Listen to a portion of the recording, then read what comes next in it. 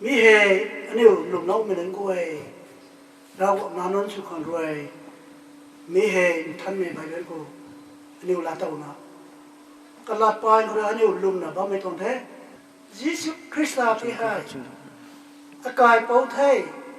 tana lum lau na la lo mi nang koi da to ra wa na pau su kha ngam ti thai kamai re na buang me gan kha da wong pe gan kha kamai he wong pe gan kha aniu kana pau su me nang koi ai kamai wong rap pe gan ko tu ku pani so tao thai mai wong rap pe gan ko kamai kum pani thai thân này là đơn cụ hi lòng thay bây giờ cô đây là nếu quay và mà mình có quay nát tin sạch mà mình có quay nữa đi và mà Jesus Christa có lùm mày nếu gỗ tăng mày làm lùm là súp mày ta này ta bắt khang tụi mày nếu cái lòng khô tụi mày đuôi mày có cái này tụi trong thế nếu tắm mà mày tụi tôi làm sao Jesus Christa ta là tụi mình đứng quay hai ta không lùm nấu mày quay thôi thấy sự này không lùm nấu mày quay thôi ring đã bị thay con cu mày con này quay này mày con này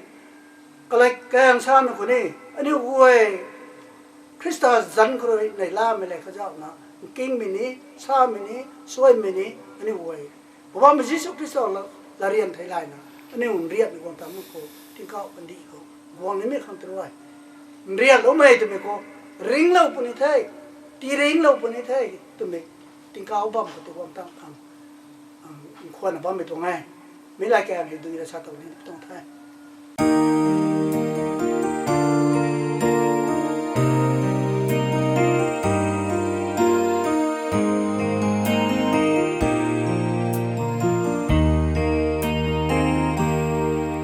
In ra lâu mây bông, tan không rên rõ xì. Tình mình tươi tất bao thì khi hè cây bông cả thuốc mấy cây xin ai ta thay mong say tan tình mình tươi thiêng nào đang không rơi tan mòn yêu cầu theo mấy buồn sinh tình khâu rơi nàng ta